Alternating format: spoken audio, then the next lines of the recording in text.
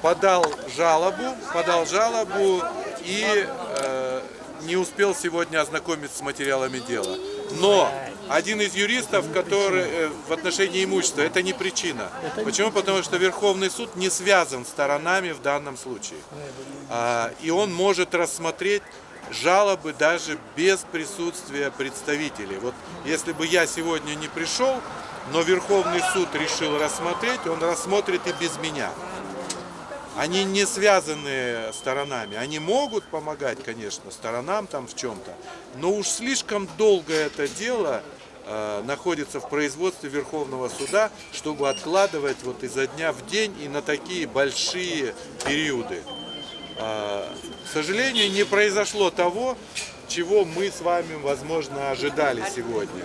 Что наконец-то будет по Алмазу Шаршеновичу хоть одна, но жирная точка поставлена.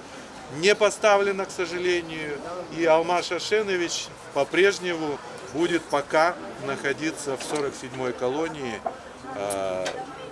отбывая наказание по приговорам суда, незаконным и необоснованным, по делу, связанному с, повторю, с освобождением Батукаева по решению суда. Не с Алмазом Шаршеновичем. И еще один момент, что в этих делах, я вам повторюсь, нет никаких доказательств в отношении Алмаза Шаршеновича или других лиц, которых привлекали к ответственности. Мы все должны придерживаться, и в том числе Верховный суд, законного порядка рассмотрения.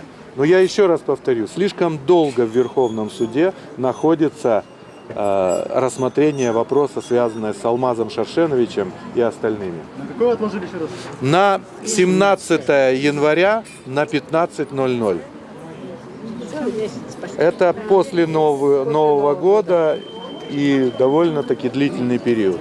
17 января. Почти месяц. Так что я сожалею вместе с вами, что, к сожалению, у нас сегодня справедливость в очередной раз не восторжествовала. Алмазу Шаршеновичу я передам, что так много его сторонников приходили сегодня к Верховному суду. Мы так надеялись, что на правосудие, на Поверьте, я правосудие. тоже надеялся, что сегодня тот период, который должен был ознаменоваться именно освобождением. Но не произошло этого. Жылдын аяғы болып атса, отчет деген болады екен бұларда, қайра қарайды екен. Это инициаторы, они же были, да? Не вы, они сами же были, да? Да, и причем по существу дело было забрано из суда первой инстанции и вновь должно было быть рассмотрено в Верховном суде в кассационной инстанции. Но этого не произошло сейчас. И вот, к сожалению, это уже длительный период. А сам Алмазбек Шаршенович верит, что его отпустят? Вы знаете, Алмазбек Шаршенович спокойно к этому отнесся. Он также сказал, посмотрим, как они будут рассматривать. А слово «верить», я полагаю, что ему было бы приятно услышать, что его освобождают, как любому человеку. Но, к сожалению, этого не происходит. Это неуважение к экс-президенту, я считаю, со стороны и Верховного суда, и наших всех государственных органов. Но люди-то стремятся, собственно говоря, чтобы он вышел. И я думаю, что те его, можно сказать, кто критиковал раньше, сейчас уже говорят по-другому. Сергей Михайлович, а чья инициатива вот эта вот на пересмотр? Пересмотр еще подавали прокуратура, кассационный протест внесла, и еще адвокаты со стороны защиты на отмену приговора и так далее. Но это было подано еще после того, как состоялись первая и вторая инстанция. Это было давно. Да. Просто их возобновили, эти процессы. Сергей Михайлович, вы можете вкратце рассказать, то есть почему суд перенесли на другое число?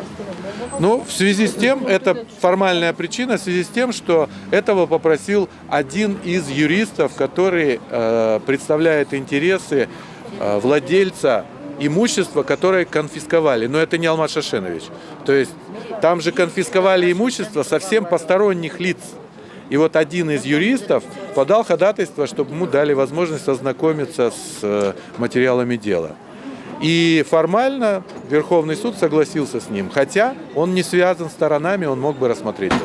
А стороны вы выступали против или за? В данном случае Верховный суд по своей инициативе отложил. Даже не спрашивали стороны.